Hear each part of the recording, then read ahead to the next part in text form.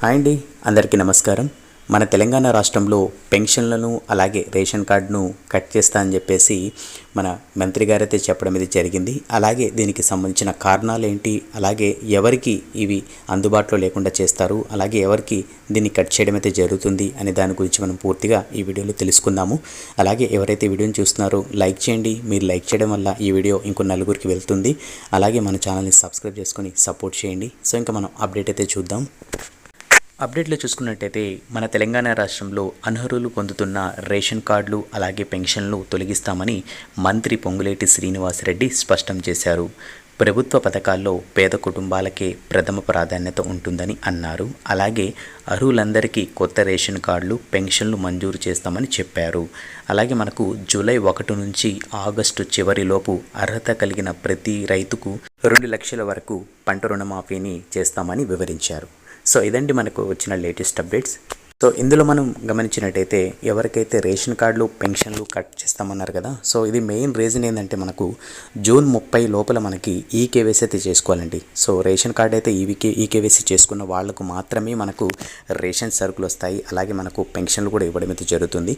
So మీకు eKYC చేసుకోలేదనుకోండి, ఇంకా మీకు రేషన్ కార్డు అయితే కట్ చేస్తారు. కాకుండా మనకు గవర్నమెంట్ నుంచి వచ్చే ప్రతి స్కీమ్స్ కూడా ఈ రేషన్ కార్డ్ అయితే ఎలిజిబిలిటీగా పెట్టారు కాబట్టి మ్యాక్సిమం ఎవరైతే చేసుకోలేదో చేసుకోండి. ఆల్రెడీ ఈకేవైసీ కంప్లీట్ అయిన వాళ్ళకి ఎలాంటి ఇబ్బంది లేదండి.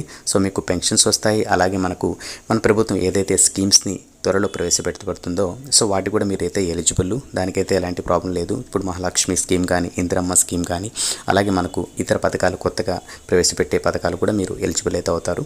సో అందుకని చెప్తున్నాను. సో ఈకేవైసీ డేట్ అయితే మనకు దగ్గరలో అయితే ఉంది కాబట్టి కంపల్సరీగా చేసుకోండి. మీకు రేషన్ దుకాణాలు ఏవైతే దగ్గరగా ఉంటాయి ఈకేవైసీ చేసుకున్నా కూడా మీకు అందుతాయి.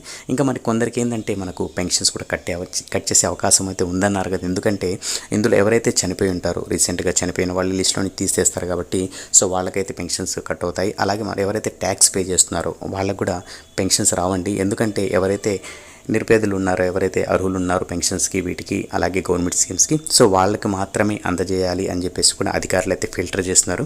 సో కాబట్టి ఇవన్నీ దృష్టిలో పెట్టుకొని మీరు ఏదైతే మనకు గవర్నమెంట్స్ ముందుగానే హెచ్చరిస్తున్నారో సో దాన్ని ఫాలో అయితే మీకు ఎలాంటి ప్రాబ్లం లేకుండా మీకు ఏదైతే గవర్నమెంట్ నుంచి అందాల్సిన అవసరాలు ఏవైతే ఉంటాయి కదా గవర్నమెంట్ స్కీమ్స్కి సంబంధించి, అలాగే డబ్బులు కానీ అలాగే సరుకులు కానీ అలాగే కొన్ని ఇంపార్టెంట్ విషయాలు ఏదైతే ఉన్నాయో కంపల్సరీగా అవి ఫాలో అవ్వండి. సో మీకు అంతా ప్రాబ్లం లేకుండా ఇంకా అన్ని స్మూత్గా అయితే అయిపోతాయి అన్ని పనులు.